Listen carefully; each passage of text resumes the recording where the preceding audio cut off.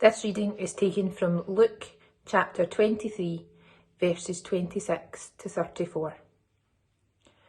As the soldiers led him away, they seized Simon from Cyrene, who was on his way in from the country, and put the cross on him and made him carry it behind Jesus. A large number of people followed him, including women who mourned and wailed for him.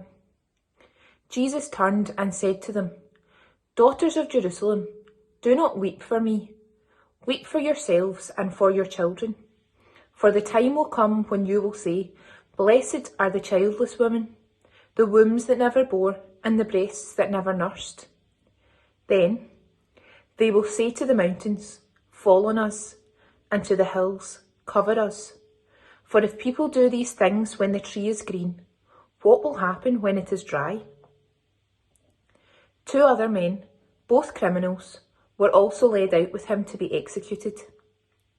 When they came to the place called the Skull, they crucified him there along with the criminals, one on his right, the other on his left.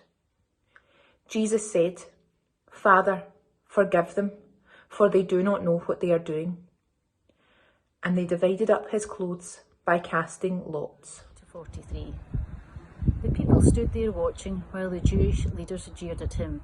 "He saved others, let him save himself, if he is the Messiah whom God has chosen."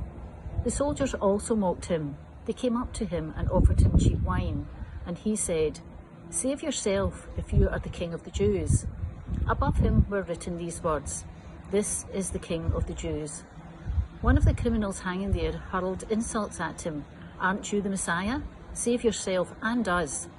The other one, however, rebuked him, saying, "Don't you fear God? You received the same sentence he did. Ours, however, is only right, because we are getting what we deserve for what we did. But he has done no wrong." And he said to Jesus, "Remember me, Jesus, when you come as King." Jesus said to him, "I promise you that today you will be in paradise with me."